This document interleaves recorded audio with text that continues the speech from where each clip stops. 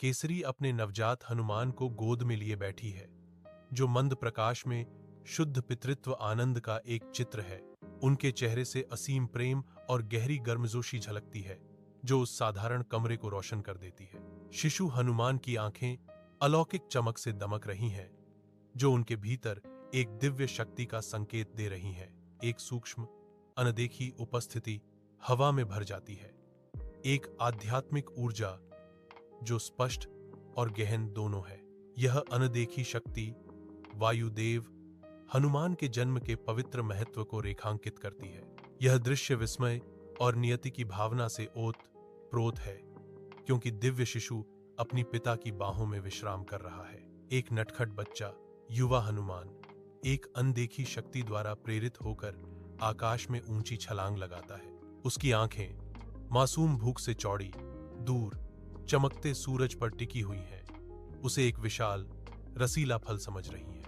वह एक छोटा सा हाथ फैलाता है, धधकते गोले को निगलने के लिए तैयार, जो उसकी असीम, चंचल शक्ति का प्रमाण है। स्वर्ग से देवता चिंतित भाव से देखते हैं, उसकी अविश्वसनीय शक्ति और बचकानी हरकतों पर अचंभित होते हैं। किष्किंधा वन, पन्ने और सोने की एक टेपेस्ट्री, जहां घनी छतरी से सूरज की रोशनी छनकर धरती पर पड़ती है। राम और लक्ष्मण गहरे दुख में बैठे हैं।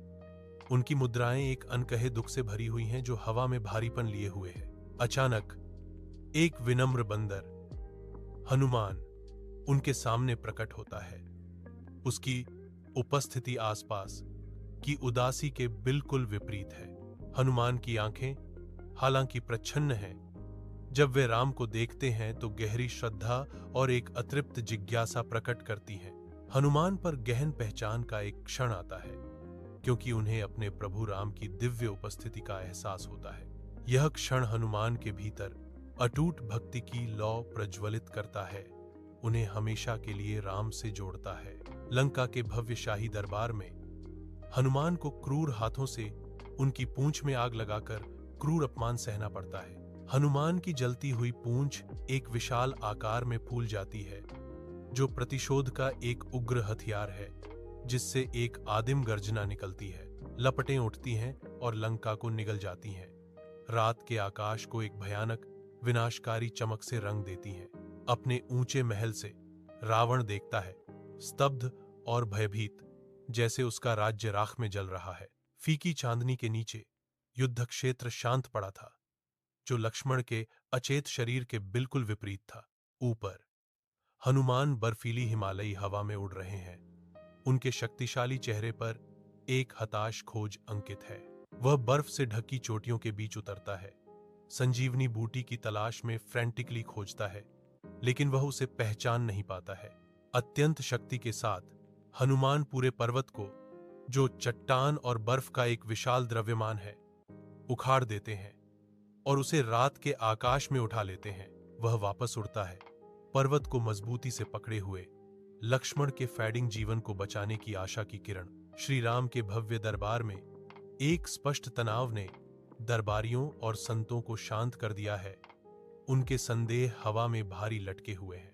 हनुमान आगे बढ़ते हैं, उनकी अभिव्यक्ति शांत और अडिग है। खामोश अनिश्चितता के बीच शांति का एक प्रकाश स्तंभ, एक शक्तिशाली, निर्णायक गति के साथ हनुमान अपने नंगे हाथों से अपनी छाती को चीर देते हैं, असंभव को प्रकट करते हुए। उनके हृदय में श्री राम और माता सीता की दिव्य छवियां एक अलौकिक, चकाचौंध कर देने वाली रोशनी के साथ चमकती हैं। एक पवित्र दर्शन। अदालत में सामूहिक आहें भर जाती हैं, क्योंकि चेहरे विस्मय और गहरी, अभिभूत कर देने वाली भावना से विकृत हो जाते हैं। असंख्य आंखों में आंसू भर आते हैं, भक्ति के इस परम अकाट्य प्रमाण को देखते हुए। एक शुद्ध, पवित्र सत्य का क्षण।